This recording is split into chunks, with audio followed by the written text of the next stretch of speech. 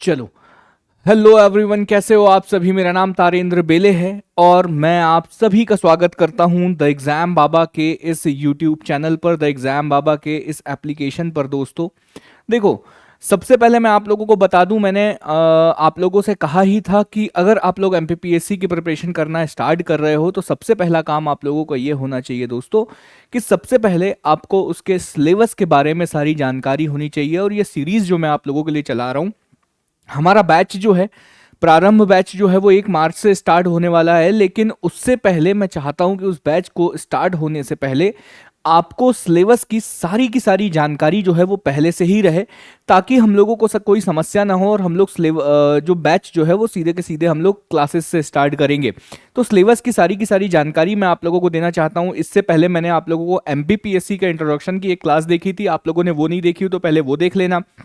फिर मैंने प्रीलिम्स के सिलेबस को डिस्कस करते हुए एक क्लास मैंने ली थी उसको भी आप लोग देख लेना, तो उससे प्रीलिम्स के बारे में सारी की सारी जानकारी आप लोगों को मिल जाएगी। और आज की जो ये क्लास है, आज की इस क्लास से हम लोग मेंस के पेपर्स को डिस्कशन करना स्टार्ट करेंगे।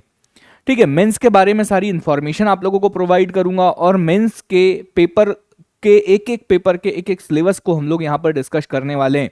सबसे पहले मैं अगर आप लोगों को बताऊं तो आज जिस पेपर को हम लोग डिस्कस करने वाले हैं वो है पेपर 1। अब जितने लोगों को नहीं पता है कि एमपीपीएससी के मेंस में कितने पेपर होते हैं कितने नहीं पेपर होते हैं, तो वो लोग पहली क्लास देखे जिसमें मैंने एमपीपीएससी का इंट्रोडक्शन दिया था। और उसमें आप लोगों को सारी की सारी चीज़ें जो है वो हर चीज़ें जो है वो छोटी छोटी चीज़ें आप लोगों को इन्फॉर्मेशन के रूप में प्रोवाइड करी थी कि भाई ये सारी चीज़ें आप लोगों के सामने आएंगे, ये सारे जो है वो अवरोध आप लोगों के सामने आने वाले हैं। तो आज जो चीज़ हम लोग डिस्कस करने वाले हैं वो है पेपर 1। और पेपर 1 को डिस्कस करने से पहले मैं छोटी छोटी चीज़ें आप लोगों को बता देता हूं। तो सबसे पहले ना देखो, वीडियो छोटा रहेगा लेकिन आप लोगों को उससे फ़ायदा मिलना चाहिए, आप लोगों को सारी की सारी जानकारी आप लोगों को उससे मिलनी चाहिए।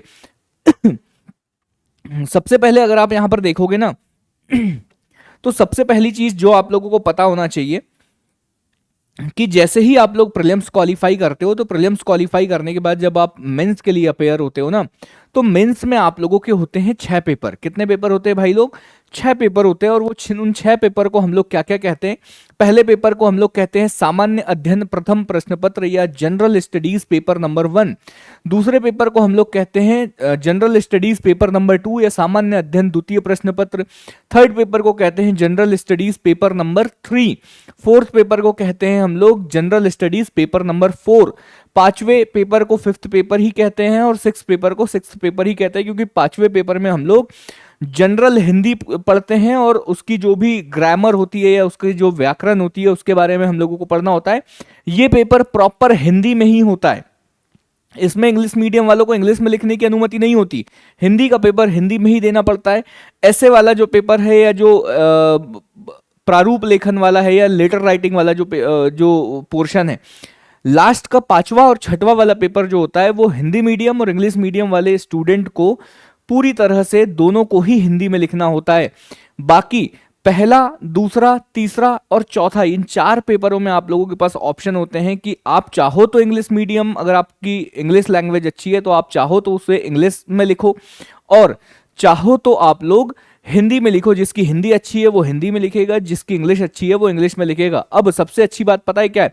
सबसे अच्छी बात है कि ये 6 के 6 पेपर 6 दिन कंटिन्यू होते हैं, इनमें किसी प्रकार का कोई गैप नहीं होता। आप लोगों ने कॉलेज के एग्जाम्स देखे होंगे कि आपको 3-3 4-4 दिन का गैप मिलता है। 10th 12th के एग्जाम देखे होंगे, उसमें 4-4 5-5 दिन का गैप आप लोगों के लिए रहता है रिवीजन करने के लिए। लेकिन एमपीपीएससी के एग्जाम में कोई गैप नहीं होता। मंडे से स्टार्ट होते हैं और सैटरडे तक आप लोगों का एग्जाम होता है। ठीक है, मंडे टू सैटरडे कंटिन्यू आप लोगों के 6 दिन एग्जाम होते हैं। 6 दिन सुबह सुबह आप लोगों के एग्जाम हो जाते हैं। अब देखो, आज जिस पेपर के बारे में हम लोग डिस्कशन करने वाले हैं वो पेपर देख लो। वो पेपर है दोस्तों, इसके सिलेबस के बारे में हम लोग डिस्कस करने वाले हैं। पेपर नंबर 1 जो जनरल स्टडीज पेपर नंबर 1 है, इसके सिलेबस के बारे में हम लोग डिस्कशन करने वाले हैं। तो इसमें ना 2 पार्ट होंगे, जैसे यहाँ पर खंड में लिख रखा है इन लोगों ने, तो इसमें 2 पार्ट आप लोगों के होंगे, पार्ट ए और पार्ट बी। पार्ट ए और पार्ट बी। पार्ट ई में होगी आप लोगों को हिस्ट्री पढ़ना होगा और पार्ट बी में आप लोगों को पढ़ना होगा जियोग्राफी। ठीक है, तो आज बेसिकली हम लोग एमपीपीएससी मेंस में हिस्ट्री के सिलेबस को डिस्कस करने वाले हैं और पेपर 1 में पार्ट बी में जियोग्राफी के सिलेबस को डिस्कस करने वाले हैं। इसका मतलब यह है कि एमपीपीएससी मेंस में जितनी हिस्ट्री आने वाली है, जितनी जियोग्राफी आने वाली है, उस पूरे सिलेबस को हम लोग यहां पर डिस्कस करने वाले हैं, उसको ब्रेक डाउन करने वाले हैं। तो आप लोग बने रहिएगा, ठीक है। ये चीजें हो गई। मतलब सर मेंस में हिस्ट्री कितने नंबर की आएगी? 150 नंबर की आएगी। सर जियोग्राफी मेंस में कितने नंबर की आएगी? तो 150 नंबर की आएगी। और ये दोनों मिलकर बनते हैं ये दोनों हिस्ट्री और जियोग्राफी मिलकर बनते हैं पेपर 1। मतलब जो पहला पेपर देने आप जाओगे मेंस का, तो उस दिन आप लोगों को हिस्ट्री और जियोग्राफी की परीक्षा देनी पड़ेगी और दोनों की कॉपी अलग अलग आप लोगों को मिलेगी। जैसे ही पेपर स्टार्ट होगा आप लोगों को 2 कॉपियां पकड़ा दी जाएगी और बोला जाएगा कि आपके पास 3 घंटे का समय है, इन दोनों कॉपियों को आपको भरना है। क्या सर ऐसा होता है कि पहले हिस्ट्री लिखना जरूरी है या पहले जियोग्राफी लिखना जरूरी है? भाई आप लोगों के ऊपर डिपेंड करता है कि पहले आप क्या लिखना चाहते हो। आपको दोनों कॉपी एक साथ दे दी जाएगी। आपको जियोग्राफी पहले करना है, आप जियोग्राफी करो। आपको पहले हिस्ट्री करना है, आप पहले हिस्ट्री करो। पॉइंट इज दैट कोई ऐसा ये नहीं है आप 2 घंटे में हिस्ट्री करो, 1 घंटे में जियोग्राफी करो, 1 घंटे में हिस्ट्री कर लो, 2 घंटे में जियोग्राफी कर लो, आपके ऊपर है। बस इन दोनों पार्ट को ना आपको 3 घंटे में कंप्लीट करना है, कैसे भी करके, ठीक है। तो ये चीजें हो गई। 3 घंटे का आपको समय मिलेगा और हिंदी में भी लिख सकते हैं और अंग्रेजी में भी लिख सकते हैं, ये आप लोगों को याद रखना है। इसी तरह जब पेपर 2 होता है तो पेपर 2 में हम लोग यहाँ पर पॉलिटी पढ़ते हैं और समाजशास्त्र पढ़ते हैं, मतलब सोशियोलॉजी और पॉलिटिकल साइंस यहाँ पर हम लोग पढ़ते हैं। तो पार्ट ए में पॉलिटिकल साइंस, जब इसका सिलेबस डिस्कशन करेंगे तब इसके बारे में सारी की सारी चीजें मैं आप लोगों को बताऊंगा। तो टोटल मिलाकर जो है वो 1500 नंबर का मेंस होता है और आप लोगों को पता है कि 185 नंबर का जो है वो इंटरव्यू होता है। तो टोटल जो है वो हम लोगों को मेंस और इंटरव्यू मिलाकर 1685 नंबर का जो ये मेंस 1500 नंबर का जो 1500 नंबर का जो मेंस होता है और 185 नंबर का जो इंटरव्यू होता है, टोटल मिलाकर जो 1685 नंबर है, इसमें से ही आपका सिलेक्शन होता है। इस 1685 में से अगर आप 1000 नंबर लेकर आओगे तो मैंने आप लोगों को पहले ही बताया था कि आप लोग जो है वो फर्स्ट रैंक लाने की संभावना है आप लोगों की। आप लोग डिप्यूटी कलेक्टर बनने की संभावना है। तो 1685 में से टारगेट ये है कि सब मिला के आप लोगों के 1000 नंबर आने चाहिए, ठीक है। तो ये चीजें यहां पर हो गई। अब ये चीजें हो गई सर, ये सारी की सारी चीजें तो है, हमें ये समझ में आया यहां पर कि हम लोग जो पेपर 1 देने जाने वाले हैं इसमें हम लोगों को 2 कॉपी मिलेगी। पार्ट ए की कॉपी मिलेगी और सर पार्ट बी की कॉपी मिलेगी, ठीक है सर। इसमें हम लोगों को लिखना पड़ेगा, हिंदी में भी लिख सकते हैं, इंग्लिश में भी लिख सकते हैं। लेकिन कोई स्टूडेंट अगर इंग्लिश में लिख रहा है तो सारे पेपर उसको इंग्लिश में लिखने पड़ेंगे और कोई स्टूडेंट अगर हिंदी में लिख रहा है तो सारे पेपर उसको हिंदी में लिखना पड़ेगा। इसमें तो कोई डाउट हम लोगों को नहीं है सर, कोई दिक्कत नहीं है सर, सारी की सारी चीज़ें यहाँ पर है, ठीक है भाई। तो सर ये 150 नंबर का हो जाएगा और ये 150 नंबर का हो जाएगा। लेकिन आप ये तो बताओ सर कि क्वेश्चन कितने कितने नंबर के कितने कितने प्रश्न आएंगे, कितने कितने नंबर के कितने कितने प्रश्न आएंगे। तो यहां से समझ लो पेपर 1 2 3 4 3 तक, पेपर 1 2 और 3, ठीक है। क्या बोल रहा है यहां पर? पेपर 1, पेपर 2 और पेपर 3, जिसमें पार्ट ए पार्ट बी है। इसके लिए सेम प्रोसीजर है कि क्या है भाई, यहां पर जो पेपर 1 का पार्ट ए है ना, इसमें टोटल पार्ट ए में कितने क्वेश्चन आएंगे? तो पार्ट ए में आएंगे दोस्तों 30 क्वेश्चन, 30 क्वेश्चन पार्ट ए में आएंगे। और सर पार्ट बी में कितने क्वेश्चन आएंगे? तो पार्ट बी में भी आएंगे दोस्तों, पार्ट बी में भी आएंगे दोस्तों 30 क्वेश्चन। मतलब सर 3 घंटे में हम लोगों को 60 क्वेश्चन लिखने होंगे। 3 घंटे में कितने क्वेश्चन लिखने होंगे? 60 क्वेश्चन लिखने होंगे। और सर थोड़ा और डिटेल में बता दो तो मैं आप लोगों को बताता हूं। ये जो पार्ट ए के जो ये 30 क्वेश्चन है ना, इन 30 क्वेश्चनों में 15 क्वेश्चन होंगे 2 नंबर वाले, 15 क्वेश्चन होंगे 2 नंबर वाले। मतलब 1 वर्ड में आंसर लिखना होगा या आप लोगों को 20 वर्ड्स में आप लोगों को आंसर लिखना होगा, 20 वर्ड्स में आप लोगों को आंसर लिखना होगा।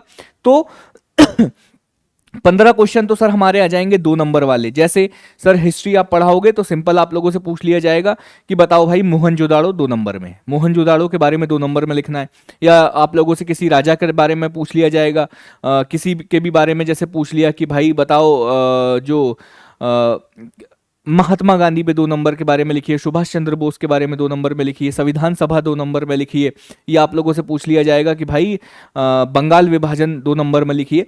तो इस तरीके से 2-2 नंबर वाले जो कितने प्रश्न आएंगे वो 15 प्रश्न आएंगे। पार्ट ए में इतिहास में 15 प्रश्न जो है वो 2-2 नंबर वाले आएंगे। फिर 10 प्रश्न जो है दोस्तों वो 7 नंबर वाले आएंगे, जिनको आप 60 वर्डों में जिनका आंसर लिखोगे, 60 शब्दों में जिनका आंसर लिखोगे, तो 15 10 25 हो गए। और 5 प्रश्न जो है ना भाई लोग, 5 प्रश्न जो है वो 5 प्रश्न कितने नंबर के आएंगे? 10 नंबर वाले 5 प्रश्न आएंगे, जिनका उत्तर आप लोगों को 200 शब्दों में लिखना होता है। 200 शब्दों में लिखना होता है, तो टोटल आप लोगों के हो जाएंगे 150 नंबर। ये 150 नंबर पार्ट ए का है, पार्ट ए का। पार्ट बी में भी सेम होगा। पार्ट बी में भी क्या होगा? पार्ट बी में भी 15 क्वेश्चन 2 नंबर के, 10 क्वेश्चन जो है वो कितने नंबर के? 7 नंबर के। और आप लोगों को ये समझ में आया कि 5 क्वेश्चन जो है वो 10 नंबर के आने वाले हैं। मतलब पेपर 1 के पार्ट ए में सर हर पार्ट में मेरे सामने आने वाले हैं 15 क्वेश्चन 2 नंबर वाले, 15 क्वेश्चन 2 नंबर वाले, 7 नंबर वाले 10 क्वेश्चन आने वाले हैं सर, और 10 नंबर वाले 5 क्वेश्चन आने वाले हैं। बस इतना मुझे कैलकुलेशन रखना है पेपर 1, पेपर 2, पेपर 3 में। इन 3 पेपरों में सेम यही, हर पार्ट का हाल यही है कि इतने इतने प्रश्न आपको हर पार्ट में आएंगे। मतलब सर पूरे पेपर में कितने क्वेश्चन आएंगे? पूरे पेपर में पहले वाले पेपर 1 में टोटल 60 क्वेश्चन आएंगे, जिसमें से 30 क्वेश्चन 2 नंबर वाले आएंगे, और इसके अलावा 10 दूनी 20 क्वेश्चन कितने आएंगे? 10 दूनी 20 क्वेश्चन आएंगे 7 नंबर वाले सर, और 5 दूनी 10 क्वेश्चन जो आएंगे वो 10-10 नंबर वाले हमारे सामने आने वाले हैं। तो ये हम लोगों को हल्का हल्का डिस्कशन मिल गया, हल्की हल्की चीजें जो है वो हम लोगों को यहां पर पता चल गई। इसमें हमें कोई समस्या वाली बात हम लोगों को समझ में नहीं आई। ओके, कोई दिक्कत नहीं है। चलो आओ सर सिलेबस कर ले। मतलब पार्ट ए में जो आपने हमें बताया कि पार्ट ए में हमें इतिहास पढ़ना है, तो इतिहास में क्या क्या पढ़ना है? चलो आओ भाई, इंग्लिश हिंदी दोनों मीडियम वाले बच्चे देख लो, सिलेबस अच्छे से देख लो। जब हाँ, general studies paper 1 part A, जिसमें हमें हिस्ट्री पढ़ना होता है, उसकी यूनिट 1 में क्या है? उसकी यूनिट 1 में क्या है? तो इन्होंने कहा कि भाई भारतीय इंडियन हिस्ट्री पढ़नी है, इंडियन हिस्ट्री पढ़नी है। और इंडियन हिस्ट्री कैसे पढ़ना है? तो इन्होंने कह दिया, हाईलाइटर ले लूं क्या मैं? हाँ, हाईलाइटर ले लेता हूं, ताकि आप लोगों को हाईलाइट करके मैं अच्छे से चीजें बता पाऊं। ठीक है, हाईलाइटर ले लेता हूं, येलो कलर कर लेता हूं।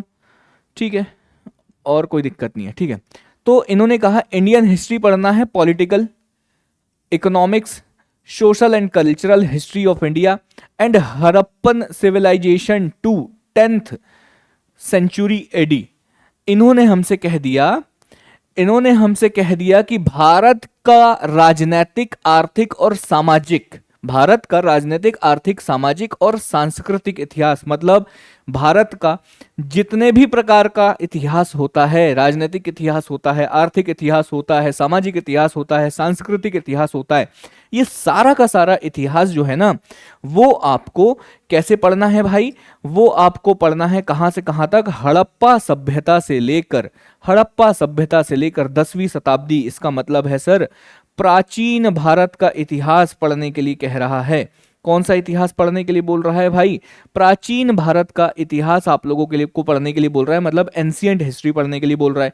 फिर यहां से वो आपको बोल रहा है कि आप 11वीं शताब्दी से लेकर 18वीं शताब्दी तक, 11वीं शताब्दी से लेकर 18वीं शताब्दी तक भारत का राजनीतिक, आर्थिक, सामाजिक, सांस्कृतिक इतिहास पढ़ो। मतलब आप पढ़ो, सल्तनत काल से पढ़ो, मुगलों को पढ़ो, सल्तनत काल को पढ़ो, 18वीं शताब्दी तक जो भी है ना, ये देखो यहां पर वही बोल रहा है, सल्तनत, मुगल शासकों का प्रशासन और मध्यकालीन संस्कृति का Abhyuday.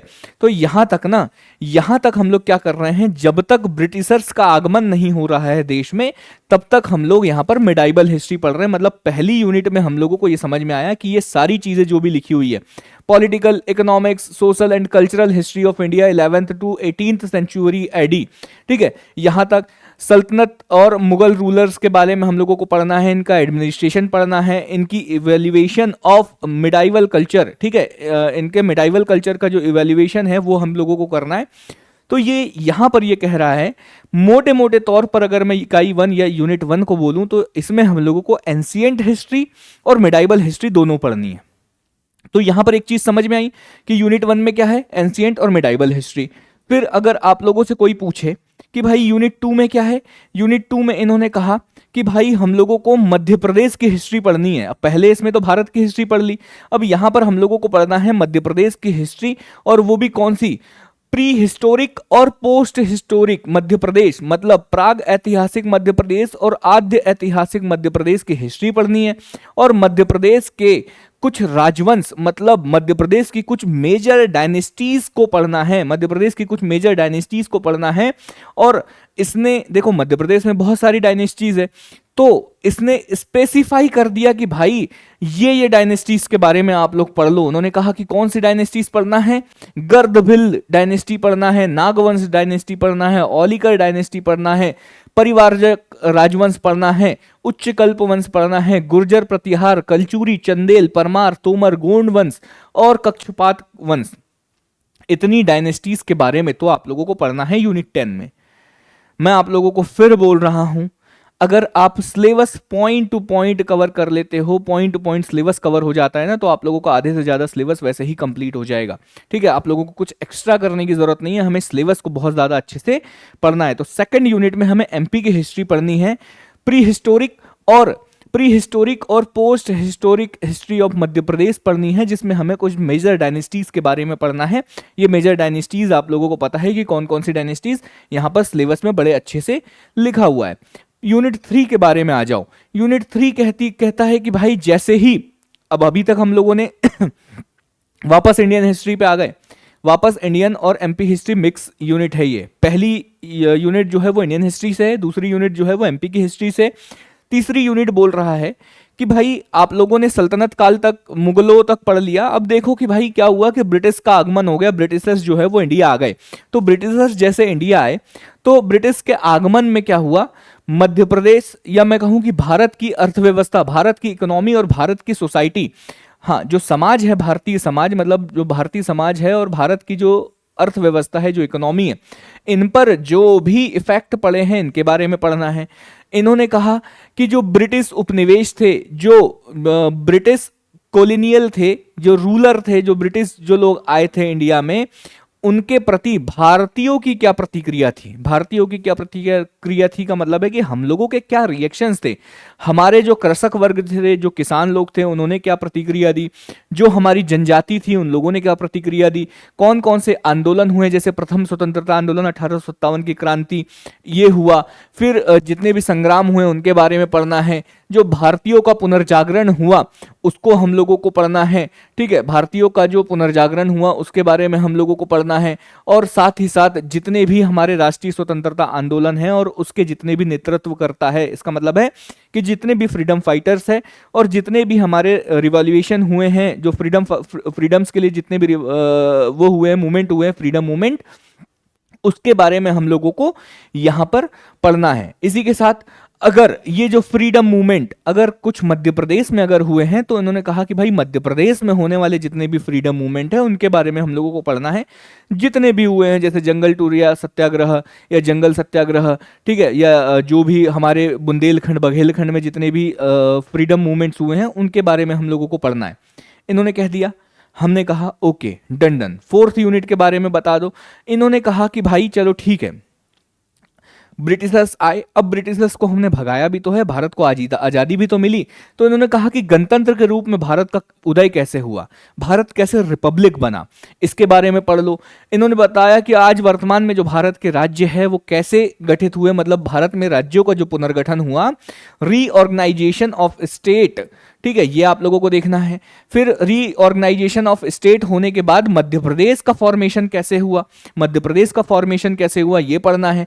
Major events of post independence period, Bharat की आजादी के बाद जितने भी मेजर इवेंट्स हुए हैं उन सारे मेजर इवेंट्स की आपको जानकारी होनी चाहिए।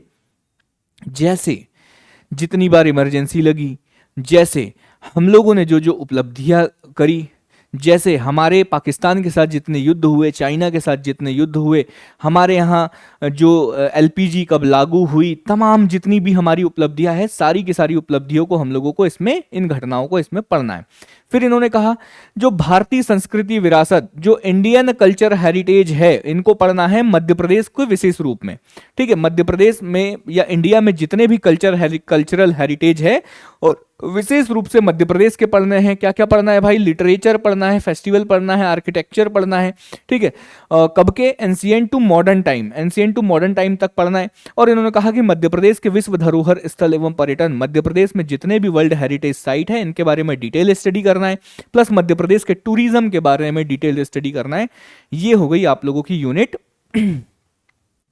ये हो गई आप लोगों की भाई लोग यूनिट 4। ठीक है, तो इसमें हमें ये समझ में आया कि यूनिट 4 में हम लोगों को जब हम आज़ाद हो गए उसके बाद क्या क्या चीज़ें हुई है, हमारी वर्ल्ड हेरिटेज साइट्स कौन कौन सी हैं, इनके बारे में हम लोगों को डिटेल में पढ़ना है।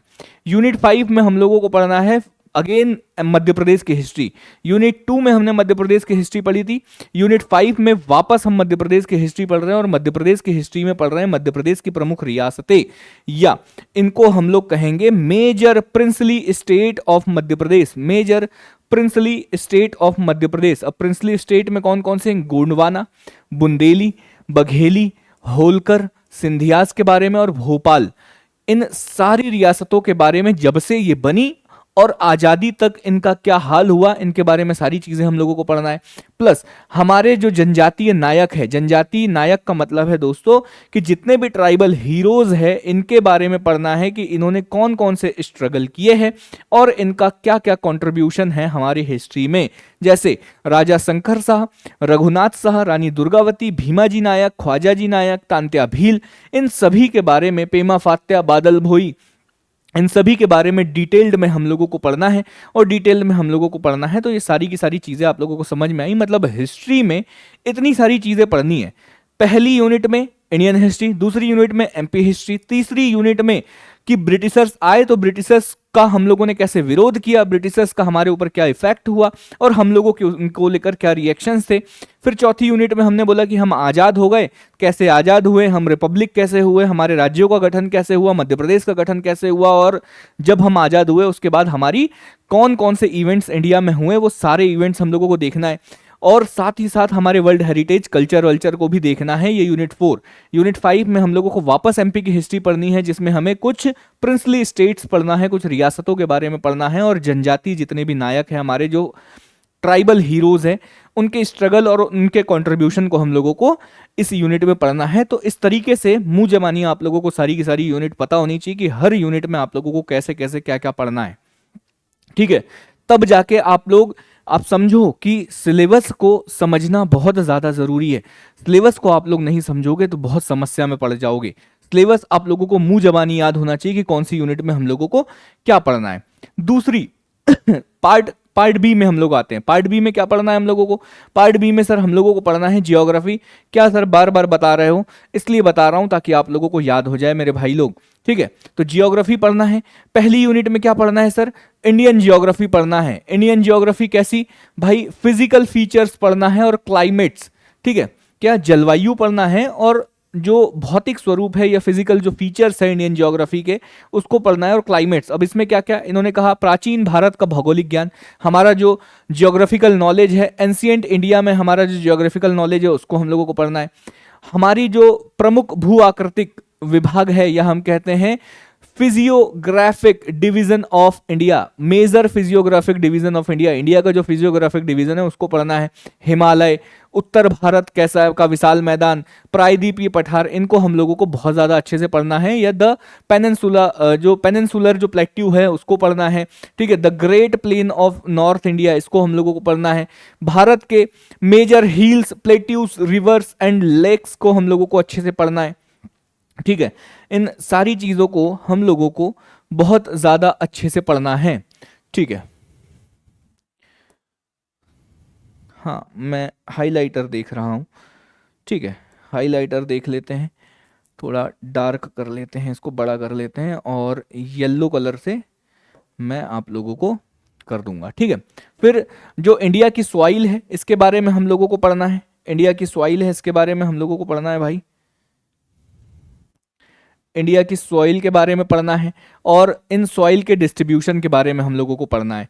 फिर क्लाइमेट्स में क्या क्या पढ़ना है, जो सीजन है उनको पढ़ना है, टेम्परेचर पढ़ना है, रेनफॉल पढ़ना है, ओरिजिन ऑफ मानसून पढ़ना है, अपर एयर सर्कुलेशन, जेट स्ट्रीम, या इसको हम कहते हैं क्या, इसको बोलते हैं कि भाई ऊपरी वायु परिसंचरण, जेट स्ट्रीम के बारे में पढ़ना है, ऋतुएं, तापमान, वर्षा, इन सारी चीज़ों को हम लोगों को डिटेल में पढ़ना है।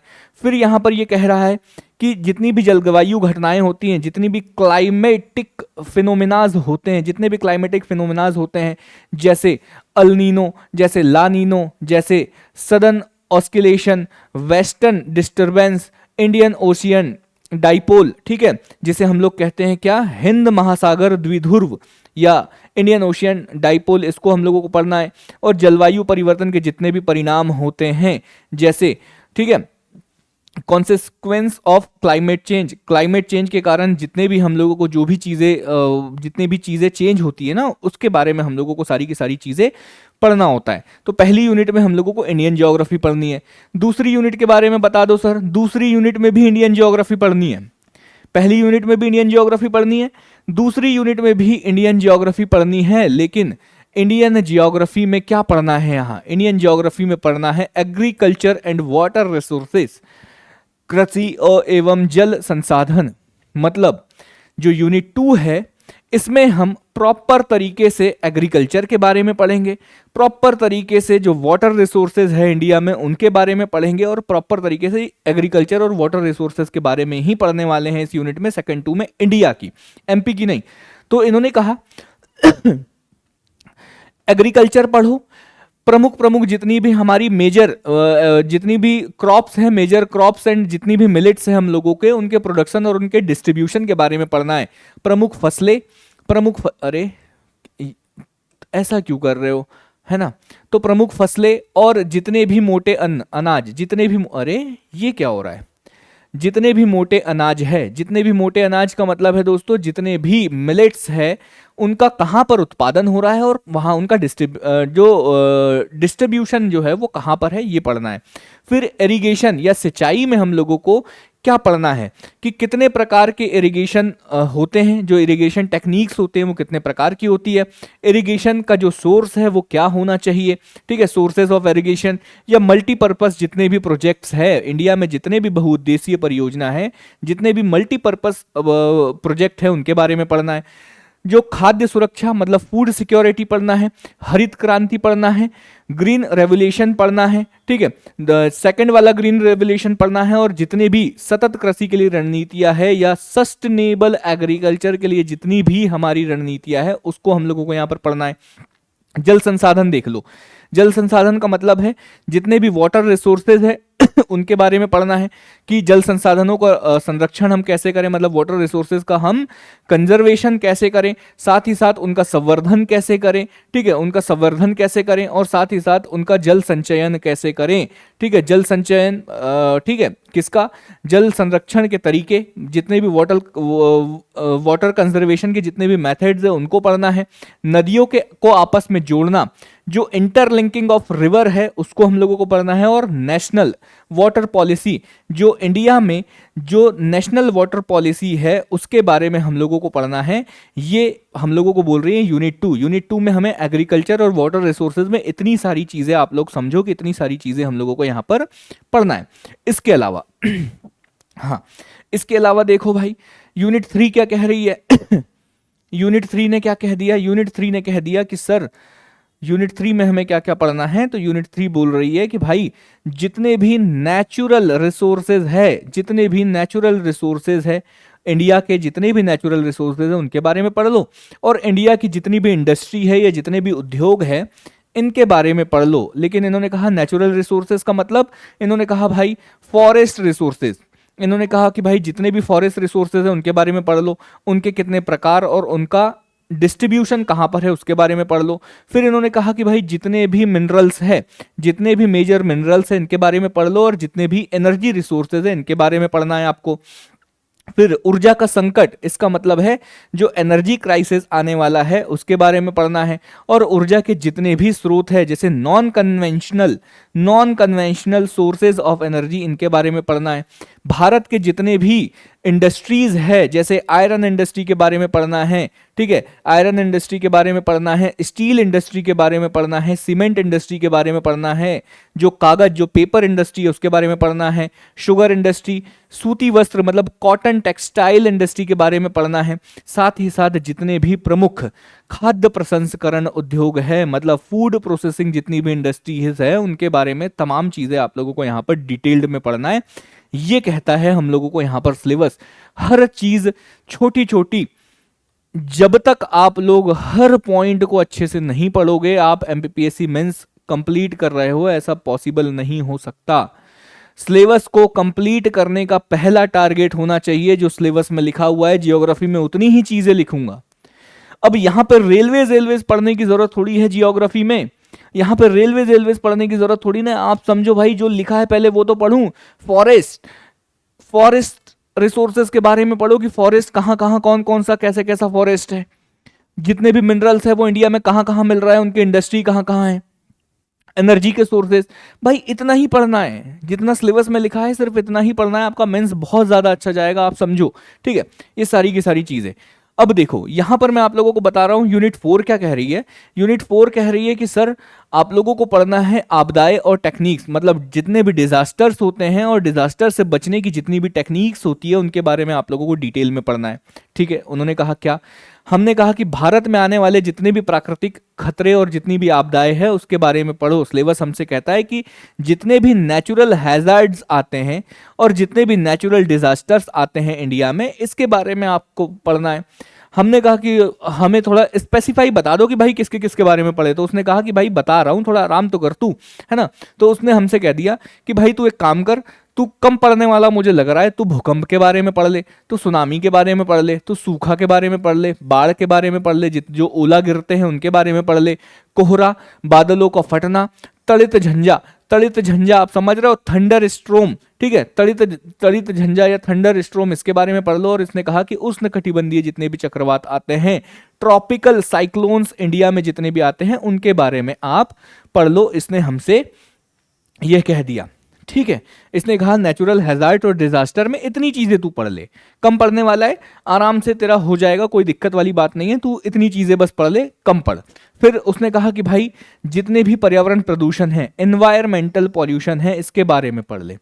हमने कहा यार पॉल्यूशन तो बहुत सारे होते हैं एनवायरमेंटल, जितने देखो हर जगह तो पॉल्यूशन है, हर चीज में तो पॉल्यूशन है, तो भाई थोड़ा स्पेसिफाई कर दे हम लोगों को कि भाई कौन सा हम लोगों को पढ़ना है।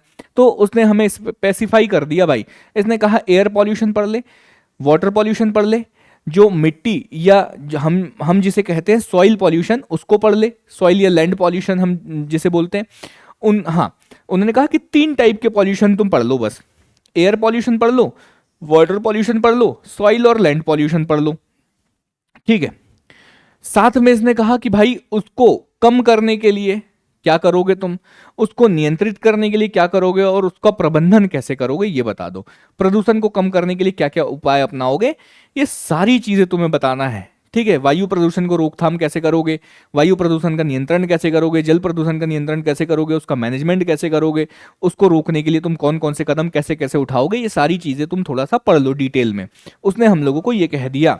ठीक है, prevention control and management measure to, ठीक है, mitigate pollution, measure to mitigate pollution मतलब कम करने के लिए आप क्या क्या करोगे। उसने कहा ये सारी चीजें पढ़ लो। हमने कहा ठीक है। उसने कहा भाई और बता दो।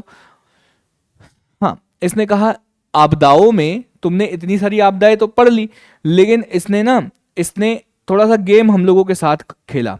इसने कहा जो भारत की जनसंख्या जो बढ़ रही है ना, ये भी तो एक आपदा है। इसको यहां पर रखने का रीजन समझो कि भारत की जो जनसंख्या इतनी तेजी से बढ़ रही है, जनसंख्या वृद्धि जो भारत में हो रही है या पॉपुलेशन ग्रोथ जो हो रही है इंडिया में, इन्होंने कहा भाई ये भी एक आपदा है। ठीक है, इतने सारे लोगों को नौकरी, रहने की जगह, खाने के लिए कहां से कुछ मिलेगा, ये भी एक आपदा है। संसाधनों पर जनसंख्या का दबाव, जितने भी हमारे पास रिसोर्सेज है, अगर देखो मान के चलो कि मेरे घर में 3 लोगों का खाना है और मेरे घर में अगर 30 लोग आ जाए तो मेरे ऊपर दबाव आएगा ना, मैं उन लोगों को कैसे खाना खिलाऊंगा 30 लोगों को। तो इन्होंने कहा कि हमारे पास जो रिसोर्सेज ना उसके हिसाब से इंडिया की जनसंख्या बहुत बढ़ रही है, तो ये भी हमारे लिए एक आपदा के रूप में बनकर आ रहा है। ठीक है, तो हमारे ऊपर क्या दबाव आने वाला है, या इन्होंने कहा कि भाई जो पॉपुलेशन प्रेशर ऑन रिसोर्सेज, जो पॉपुलेशन का जो प्रेशर होने वाला है रिसोर्सेज के ऊपर, ये कैसे होने वाला है ये आप देख लो। फिर इन्होंने कह दिया कि ग्रामीण शहरी प्रवास, जो गांव से निकलकर लोग शहर की तरफ जा रहे हैं, ठीक है, जो रूरल अर्बन माइग्रेशन है, जो गांव से निकलकर लोग शहर की तरफ जा रहे हैं, ये भी एक समस्या का एक आपदा के रूप में इसको इन्होंने देखा है। तो इन्होंने कहा इसके बारे में भी आप लोगों को पढ़ना है, जो नगरीय शहरी ग्रामीण शहरी प्रवास जो है उसके बारे में आप लोगों को पढ़ना है। फिर इन्होंने कहा कि जो जियोग्राफी की जितनी भी टेक्निक्स है, जो एडवांस टेक्निक्स है जियोग्राफी की, उसके बारे में पढ़ना है, जैसे सुदूर संवेदन भूगोल। ठीक है, सुदूर संवेदन का मतलब है रिमोट सेंसिंग के बारे में पढ़ना है। जियोग्राफिकल इंफॉर्मेशन सिस्टम या जीआईएस हम जिसे कहते हैं, जियोग्राफिकल इंफॉर्मेशन सिस्टम, उसके बारे में पढ़ना है। फिर उन्होंने कहा ग्लोबल पोजिशनिंग सिस्टम, मतलब जो जीपीएस है, हम लोग साधारण भाषा में बोलते हैं जीपीएस, तो जीपीएस के बारे में पढ़ना है। और इनकी जितनी भी एप्लीकेशंस है, जितने भी टाइप्स के सैटेलाइट्स के टाइप है, इनके बारे में हम लोगों को पढ़ना है। सैटेलाइट्स के टाइप, सैटेलाइट्स के प्रकार के बारे में पढ़ना है। तो यूनिट 4 में इतनी चीजें हम लोगों को पढ़ना है। ठीक है, समझ में आई आप लोगों को, सारी चीजें समझ में आई। अब आगे देखो और क्या है भाई, यूनिट 5 देखो। अभी तक हाँ, पेपर 1 पार्ट बी में अभी तक हम लोग देख रहे थे, तो अभी तक हम पूरी तरह से इंडिया ज्योग्राफी पढ़ रहे थे। पहली यूनिट में इंडियन ज्योग्राफी, दूसरी यूनिट में एग्रीकल्चर वाटर रिसोर्सेज के बारे में पढ़ लिया, तीसरी यूनिट में हम लोगों ने किसके बारे में पढ़ा, बताओ बताओ बताओ, नेचुरल रिसोर्सेज के बारे में पढ़ा, इंडस्ट्रीज के बारे में पढ़ा तीसरी यूनिट में। चौथी यूनिट में किसके बारे में पढ़ा है, चौथी यूनिट में हमने कहा आपदाओं के बारे में पढ़ा दो, आपदाओं के बारे में हम लोगों ने सारी की सारी चीजें देख ली। पांचवी यूनिट एकमात्र यूनिट जो जियोग्राफी में एमपी से रिलेटेड है वो है दोस्तों पांचवी यूनिट। तो इस यूनिट में हम लोगों को एमपी की जियोग्राफी पढ़नी है। जो सारी चीजें हम लोगों ने अभी इंडियन जियोग्राफी में पढ़ी ना, उसको एमपी के परिदृश्य से अगर आप पढ़ोगे तो ये यूनिट ऑटोमेटिक कंप्लीट हो जाएगी। जैसे हमारा जो मेजर फिजियोग्राफिक डिवीजन है मध्य प्रदेश का, मालवा मध्य भारत प्लेट्यू, बुंदेलखंड प्लेट्यू, विंध्याचल, बघेलखंड हो गया, नर्मदा सोन वैली और सतपुड़ा रेंज, ये सारा पढ़ना है। फिजियोग्राफिक या इसे कहा जाता है भू आकृतिक प्रदेश, मध्य प्रदेश का भू आकृतिक डिवीजन जो है, इसके बारे में हम लोगों को पढ़ना है। ये सारी चीजें, मालवा का पठार, मध्य भारत का पठार, बुंदेलखंड का पठार, विंध्याचल, ठीक है, सतपुड़ा और सारी की सारी नर्मदा सोन घाटी, सतपुड़ा, ये सारी चीज़ें जो है वो हम लोगों को डिटेल्ड में पढ़नी है। ये सारी चीज़ें जो है वो हम लोगों को डिटेल्ड में पढ़ना है। ठीक है, ये चीज़ें हो गई। इसके अलावा इन्होंने कहा मध्य प्रदेश की नदियाँ और उनकी सहायक नदियों को पढ़ लो, मध्य प्रदेश की जितनी भी मेजर रिवर्स है और उनकी ट्रिब्यूटरीज है उनके बारे में पढ़ो। फिर इन्होंने कह दिया कि भाई जो क्लाइमेट है, क्लाइमेट हमने इंडियन जियोग्राफी में भी पढ़ा था, तो इन्होंने कहा कि एमपी से रिलेटेड भी क्लाइमेट पढ़ो, यहाँ के सीजन, यहाँ का टेम्परेचर, यहाँ का रेनफॉल के बारे में आप लोग पढ़ो। फिर इन्होंने कह दिया कि मध्य प्रदेश की जितनी भी मिट्टियाँ हैं, मध्य प्रदेश की सॉइल, उसके कितने टाइप्स हैं, उसका डिस्ट्रीब्यूशन कहाँ कहाँ पर है, और मृदा अपरदन और मृदा संरक्षण के बारे में पढ़ना है। मतलब सॉइल इरेजन, सॉइल इरोजन और सॉइल कंजर्वेशन के बारे में हम लोगों को पढ़ना है। ठीक है, soils of Madhya Pradesh, types and distribution, ये बोल दिया। फिर इसके अलावा इसने कहा प्राकृतिक वनस्पति, मतलब नेचुरल वेजिटेशन जो है उसके बारे में पढ़ना है कि नेचुरल वेजिटेशन मध्य प्रदेश में कहाँ कहाँ पर है। Types of forest in Madhya Pradesh, there distribution, कि वो कहाँ कहाँ पर है। प्रमुख जो फॉरेस्ट प्रोडक्ट है या फॉरेस्ट के जितने भी प्रोड्यूस है उसके बारे में पढ़ना है। मध्य प्रदेश की जो मेजर क्रॉप्स है इनके बारे में पढ़ना है। मध्य प्रदेश के जो सिंचाई, मतलब इरिगेशन और इरिगेशन की जितनी भी प्रोजेक्ट है, इरिगेशन प्रोजेक्ट, इनके बारे में पढ़ना है। इंडिया में भी तो पढ़ा था, कौन सी नई बात है। इंडिया में भी हम लोगों ने मिनरल्स पढ़े थे, एमपी में भी मिनरल्स पढ़ने के लिए बोल दिया। इंडिया में भी हम लोगों ने ऊर्जा के संसाधन या एनर्जी रिसोर्सेज पढ़े थे, नॉन कन्वेंशनल एनर्जी रिसोर्सेज वहां भी पढ़ना था। तो इन्होंने कहा मध्य प्रदेश से रिलेटेड भी एनर्जी और नॉन कन्वेंशनल एनर्जी रिसोर्सेज आप अच्छे से पढ़ लो। फिर इसके अलावा इन्होंने कहा कि इंडिया में भी हमने इंडस्ट्रीज पढ़ी थी, मध्य प्रदेश में भी जितनी भी इंडस्ट्रीज है, जितनी भी स्मॉल एंड कॉटेज इंडस्ट्रीज है या लघु एवं कुटीर उद्योग है, इनके बारे में पढ़ लो। इन्होंने कहा कि इंडिया की भी जनसंख्या वृद्धि पढ़ी थी, एमपी की भी पॉपुलेशन ग्रोथ पढ़ लो। कि पॉपुलेशन कहाँ पर है, कहाँ घनत्व ज़्यादा है, नगरीकरण क्यों ज़्यादा बढ़ रहा है, अर्बनाइजेशन, इन सारी चीज़ों को इसने एमपी से रिलेटेड करके भी पढ़ने के लिए हम लोगों को बोल दिया। तो बेसिकली हम लोगों को ये समझ में आया कि यूनिट 1 में हम लोगों को, पार्ट ए में हम लोगों को हिस्ट्री पढ़ना है, पार्ट बी में हम लोगों को जियोग्राफी पढ़ना है। मैं आप लोगों को बार बार कह रहा हूं, जितना सिलेबस में लिखा है उतना ही पढ़ेंगे। सबसे पहले हम उतना ही पढ़ेंगे जितना हमारा सिलेबस में लिखा हुआ है, उसके बाद हमारे पास समय बचेगा तो हम बहुत सारी चीज़ें हम लोग पढ़ेंगे। दोस्तों इसी तरह जिस प्रकार से मैंने आज आप लोगों को पेपर 1 का सिलेबस डिस्कशन कराया है, ऐसे ही सारे के सारे पेपर के सिलेबस डिस्कशन आप लोगों को कराऊंगा। और मैं आप लोगों से कहता हूं, तैयारी स्टार्ट करने से पहले सिलेबस का नॉलेज होना बहुत ज़्यादा ज़रूरी है। 2 साल बाद सिलेबस पढ़ोगे क्या? जिस एग्जाम की तैयारी कर रहे हो उस एग्जाम का सिलेबस 2 साल बाद पढ़ोगे क्या? सबसे पहले सिलेबस पढ़ो, उसके बाद किताब खरीदेंगे, नोट्स, कोर्स और जो भी सारी चीजें हम लोग खरीदेंगे वो बाद में। सबसे पहले सिलेबस पढ़ो, सबसे पहले सिलेबस पढ़ो, उसके बाद सारी चीजें हम लोग करेंगे। तो यहां हम लोगों ने पेपर 1 किया और पेपर 1 में हम लोगों को यही समझ में आया कि सर 300 नंबर का हम लोगों का पेपर 1 होने वाला है। क्या इसमें किसी को कोई डाउट? ठीक है, 300 नंबर का हम लोगों का पेपर 1 होने वाला है और इन 300 नंबर में 150 नंबर की हमारे पास हिस्ट्री आने वाली है, 150 नंबर की हमारे पास हिस्ट्री आने वाली है और 150 नंबर की जियोग्राफी आने वाली है। क्या अब कोई पूछेगा मुझसे कि ये 150 नंबर जियोग्राफी में कौन कौन से टॉपिक से आएंगे? सारे टॉपिक तो मैंने बता दिया। क्या कोई ये पूछेगा कि हिस्ट्री के ये 150 नंबर किस किस टॉपिक से हम लोगों के पास आएंगे, एमपी से कितना आएगा? सारी की सारी चीजें आप देख लो भाई, सारी की सारी चीजें देख लो। हर चीज समझ में आया? क्या चीजें नहीं समझ में आई? समझ लो ना भाई, इतनी अच्छी चीज है, सारी की सारी चीजें देखो। दोस्तों मैं आप लोगों को बताना चाहता हूं भाई लोग, जिस तरह से मैंने आप लोगों को सिलेबस डिस्कशन कराया है, हर चीज पॉइंट टू पॉइंट बताया है ना, हम लोगों ने एक बैच प्रारंभ जो स्टार्ट किया है, जिस बैच का नाम ही हम लोगों ने प्रारंभ रखा है, 18 महीने का बिगनर्स मेंटोरशिप प्रोग्राम है। ये 2026 को टारगेट करता है और ये प्रोग्राम जिस तरह से मैंने आपको point two point syllabus discuss किया है, इसी तरह से आपका course point two point complete कराने के लिए प्रतिबद्ध है ये बैच। 1 मार्च से ये कोर्स जो है, ये पूरा का पूरा प्रारंभ बैच जो है वो लाइव होने वाला है। तो अगर आप लोग बहुत ज़्यादा अच्छे से अगर एमपीपीएससी मेंस की तैयारी करना चाहते हैं और MPPSC pre plus mains plus interview संपूर्ण आपकी 2026 की तैयारी करना चाहते हैं, तो आप इस बैच के साथ जा सकते हो। सिंपल यहाँ पर जो ये नंबर दिख रहा है, इस नंबर पर आप लोगों को कांटेक्ट करना है। मेरा पर्सनल नंबर है, कोई किसी और से बात करने की आपको आवश्यकता नहीं है।